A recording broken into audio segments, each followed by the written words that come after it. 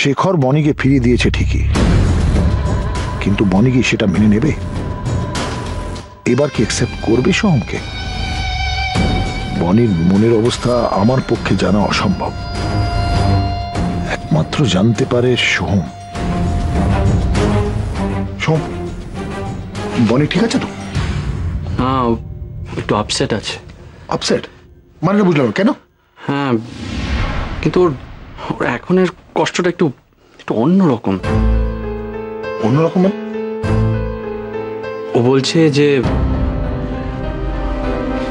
ও actually যেই শেখরকে দেখছে সেই শেখরকে ঠিক চিনতে পারছে না।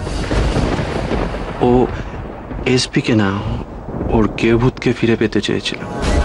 আমি জানতাম সোহম, আমি জানতাম ভাবনাটা এইদিকেই যাবে। একদমই ঠিক, একদম ঠিক। বনি ঠিক ভাবছে, কিন্তু তুমি এখানে কেন চলে এলে? এই সিচুয়েশনে তো তোমার ওর পাশে থাকাটা আরো বেশি জরুরি। হ্যাঁ, কিন্তু ও বললো একটু একা থাকতে চায়। আরে ও বললো আর তুমি চলে এলে? এটা কোনদিন হয়? সোহম, এই সুযোগে তোমাকে ওর সব থেকে কাছের মানুষ হয়ে যেতে হবে। এটা কেন ভুলে যাচ্ছ? আমি কি করব বলুন তো? ও যদি নিজে একা থাকতে চায় তাহলে আমি ওর উপরে তো আর জোর করতে পারি না। কেন জোর করতে পারো না? আলবাত জোর করতে পারো, তুমি জোর করতে পারো, কারণ তুমি ওর হাজবেন্ড। তোমার সাথে ওর বিয়ে হয়েছে, সেই অধিকারে তুমি জোরটা খাটাবে, আর ওকে তোমার কথা শুনতে হবে।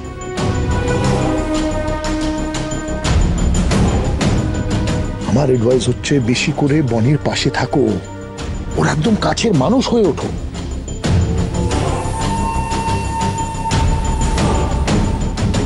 সেটাই তো চেয়েছিলাম, কিন্তু বর্ণিতা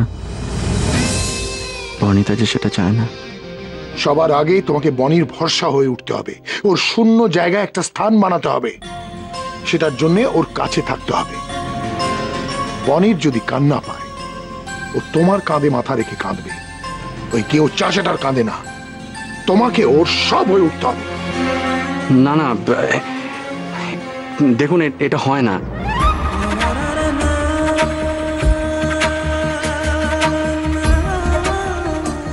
এইভাবে আমাকে ভুল বুঝলো কেউভূত। এতদিনের ভালোবাসা মিথ্যে হয়ে গেল, সব মিথ্যে।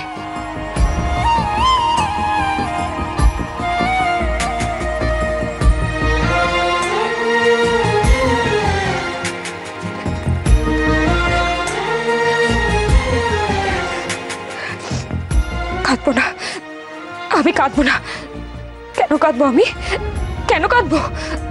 উনি যদি আমাকে ভুলে যেতে পারেন তাহলে আমি কেন পারবো না? পারবো। আমি রাখবো না, ওনার দেওয়া কোনো জিনিস রাখবো না, সব ফেরত দিয়ে দেবো। ভালোবাসা নেই না?